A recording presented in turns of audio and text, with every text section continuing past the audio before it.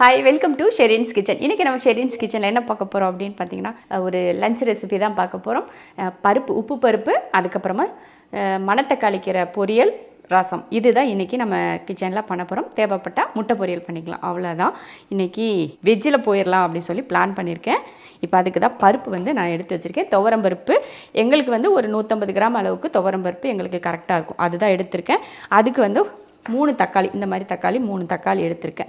இப்போ வேக வச்சிட்டோம்னா ஒரே வேலை முடிஞ்சிடும். இதை வேக வச்சுட்டு ரைஸ் ஒரு பக்கம், பருப்பு ஒரு பக்கம், கீரை ஒரு பக்கம், 3 அடுப்புலேயும் வச்சிட்டோம்னா சீக்கிரமாக நமக்கு வேலை முடிஞ்சிடும். இப்போ நம்ம வந்து பருப்பு வேக வச்சிடலாம். டெய்லி கமெண்ட் வந்துடுது என்னென்னா, அக்கா இனிமேல் நீங்கள் சமைக்க மாட்டிங்களா, எப்போ சமைப்பீங்க, எங்களுக்கு சமையல் போடுங்க, சமையல் பார்க்கணும், சாரி மட்டுமே போடாதீங்க, சமையலும் சேர்த்து போடுங்க அப்படின்னு சொல்லி நிறைய பேரோட பாசமான ஒரு இதாக இருந்தது.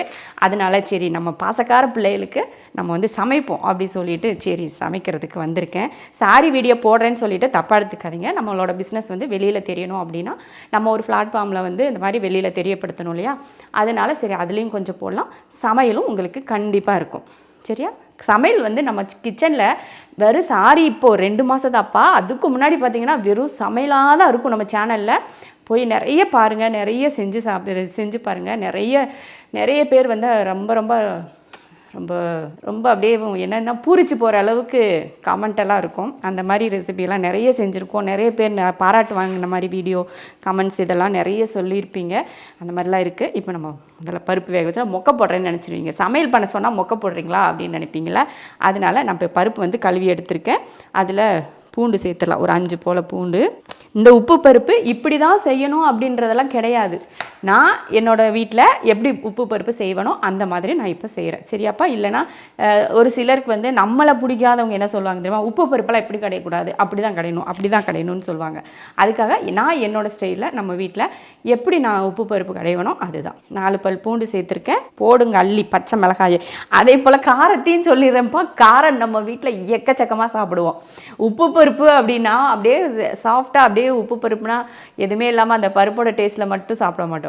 அந்த பருப்பில் காரம் இருந்துச்சுன்னா, அதுவும் அந்த பச்சை மிளகாயோட காரம் இருந்துச்சுன்னா அந்த பருப்பு குழம்பு சாப்பிடவே வேறு லெவலில் இருக்கும். அதனால் நான் ஒரு பச்சை மிளகாய் பார்த்திங்கன்னா 6-7 பச்சை மிளகாய் போட்டிருக்கேன். அடுத்ததாக சின்ன வெங்காயம் சேர்த்துருவோம். எல்லாத்தையும் ரெடி பண்ணி வச்சுருக்கேன். அதுதான் ஒரு கையளவுக்கு சின்ன வெங்காயம் அப்படியே போட்டுருவோம். அடுத்ததாக தக்காளி, நல்ல ஒரு 3 தக்காளி நான் எடுத்திருக்கேன். இப்போ இருக்க தக்காளியெல்லாம் எங்கே புளிப்பு இருக்குது, தக்காளியில் புளிப்பே இருக்குல்ல.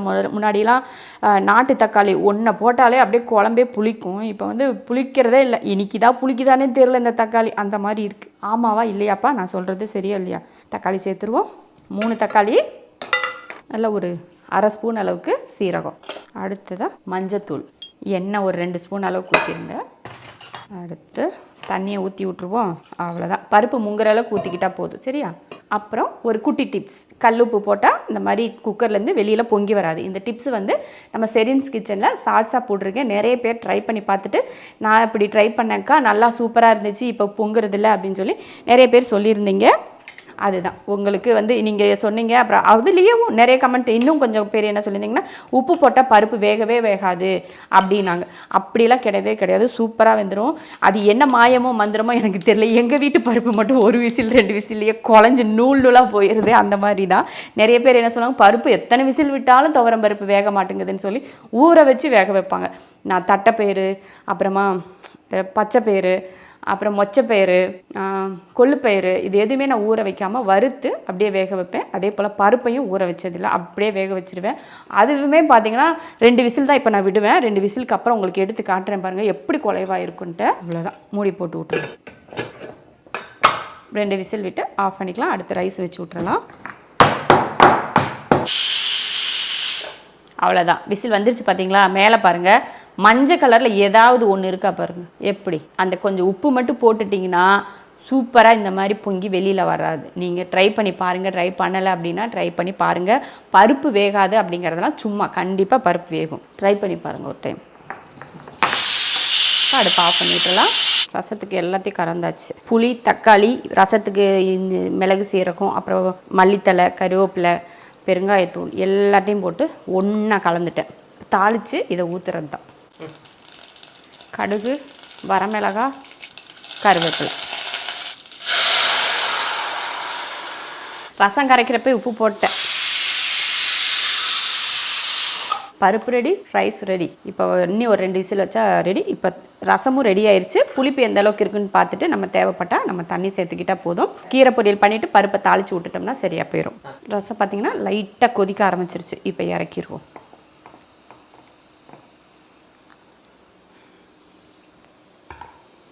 அவ்வளோதான், சூப்பர் ரசம். கீரை பொரியல் பண்ணிடுவோமா? எண்ணெய் காஞ்சதுமே கொஞ்சம் சீரகம், ஒரு பெரிய வெங்காயம், 2 வரமிளகாய், ஒரு கட்டு சிக்குடி கீரை,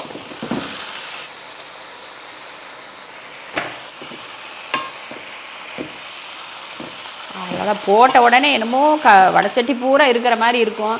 அப்புறம் பார்த்தீங்கன்னா இவ்வளோ தான் கீரை வருமே, பொரிச்சா இவ்வளோ கீரை தான் வரும்.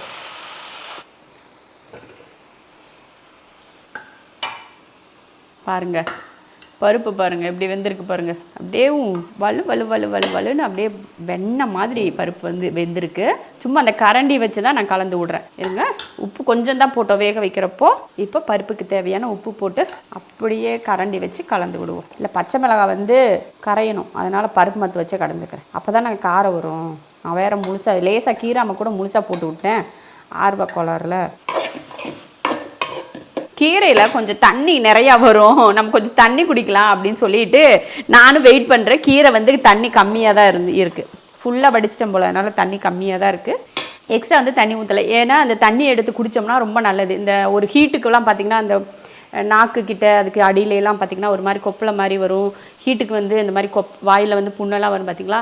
அந்த மாதிரி இருந்ததுன்னா, குடலில் புண்ணு இருந்தால் தான் வாயில் வரும்னு சொல்லுவாங்க. இந்த தண்ணி எடுத்து நம்ம குடித்தோம்னா நமக்கு சீக்கிரம் ஒரே தடவையிலே சீக்கிரமே சரியாயிடும். இந்த தண்ணியெல்லாம் குடித்தா ரொம்ப நல்லது. பிள்ளைங்களுக்கெல்லாம் கொடுங்க, ரொம்ப நல்ல குளிர்ச்சி. கீரை எந்த கீரையாக இருந்தாலும் வேக வச்சுட்டு அந்த பொரியல் பண்ணுற தண்ணியில் கொஞ்சம் எக்ஸ்ட்ரா தண்ணி இருந்ததுன்னா அந்த தண்ணியை கொஞ்சம் இவ்வளோண்டு கூட கொடுங்க. ஒரு 2 ஸ்பூன் அளவுக்கு கூட கொஞ்சம் எடுத்து கொடுத்தீங்கன்னா சூப்பர் நல்லது. கீரை ஃபுல்லாக தண்ணி வற்றி எண்ணெயாக வர ஆரம்பிச்சிருச்சு. இப்போ இதில் தேங்காய் துருவல், அடுப்பை ஆஃப் பண்ணிவிட்டு தேங்காய் துருவல் போட்டு கலந்து விட்டுறலாம். அவ்வளோதான், கீரை பொரியலும் ரெடி. கீரை பொரியல் ரொம்ப பெரிய விஷயம் இல்லை. எப்பயும் போல் வெங்காயம், பச்சை மிளகாய் இல்லைன்னா வரமிளகாய் போட்டு தாளிச்சிட்டு கீரையை போட்டு வதக்கி தண்ணி வற்றினதுமே தேங்காயை போட்டு பெரட்டுறது, அவ்வளோதான். இதை நல்லா வெறும் சாதத்தில் இந்த கீரையை போட்டு அப்படியே பிசைஞ்சு எடுத்து சாப்பிட்டோம்னா சூப்பராக இருக்கும். ஹஸ்பண்டுக்கு சுக்குட்டி கீரைனா ரொம்ப பிடிக்கும். பசங்களுக்குனா கீரைனா சாப்பிட மாட்டாங்கல்ல. ஆனால் நம்ம வீட்டில் 2 பேருமே கீரைனா 3 நேரமே சாப்பிடுவாங்க. அவ்வளோ பிடிக்கும் 2 பேருக்குமே கீரை. 2 பேருக்கு மட்டும் இல்லை, எங்கள் வீட்டில் எல்லாருக்குமே கீரைனா ரொம்ப இஷ்டம். எல்லா கீரையும் சாப்பிடுவோம். அவ்வளோதான். நான் கரண்டியை வச்சே கடைஞ்சி பார்த்திங்கன்னா கடையில் அதனால் நீ வேகலை அப்படின்னு நினைப்பீங்க. நான் தான் ரொம்ப வலுவலுன்னு கடையக்கூடாது அப்படின்றதுக்காக சும்மா அப்படியே லைட்டாக கலந்து வச்சுருக்கேன். கொஞ்சம் சின்ன வெங்காயம், கூடவே அந்த வெங்காயம் பொன்னிறமாக ஆனதுக்கப்புறமா கருவேப்பிலையை கொஞ்சம் போட்டு அப்படியே அடுப்பை ஆஃப் பண்ணி விட்ற வேண்டியதான். ஆஃப் பண்ணிவிட்டு இதை பருப்பில் ஊற்றிடலாம். அவ்வளோதான், சூப்பர் பருப்பு குழம்பு, உப்பு பருப்பு ரெடி. அவ்வளோதான், கீரை பொரியல் ரெடி, பருப்பு குழம்பு எல்லாம் ஸ்டீம் இறங்கியாச்சு. அடுத்து ரசம் எல்லாம் ரெடி. அவ்வளோதான், வேலையே முடிஞ்சிடுச்சு. அவ்வளோதான், சமையல் எல்லாம் வேலையும் முடிச்சுட்டு பார்த்திங்கன்னா எல்லாத்தையும் எடுத்தாச்சு, கிளம்பியாச்சு. சாப்பாடு, ரசம், பருப்பு குழம்பு, கீரை பொரியல் செஞ்சாச்சு. இப்போ எடுத்தாச்சு. எல்லாத்தையும் எடுத்து உள்ளே போட்டேன். பிளேட் அங்கே இருக்குது, அதே சாப்பிட்டுக்கிறது தான். அவ்வளோதான். இப்போ நம்ம கிளம்புவோம். சாயங்காலம் இன்றைக்கி இப்போ தீபாவளிக்கு புது கலெக்ஷன்ஸ் எல்லாம் எடுத்துகிட்டு வந்திருக்கோம். அந்த சாரீஸ்லாம் இன்றைக்கி பார்சல் வந்திருக்கு. அந்த சாரீஸ்லாம் எடுத்து என்னென்ன சாரீ வந்திருக்கு அப்படிங்கிறத இன்றைக்கி எடுத்து பார்ப்போம்.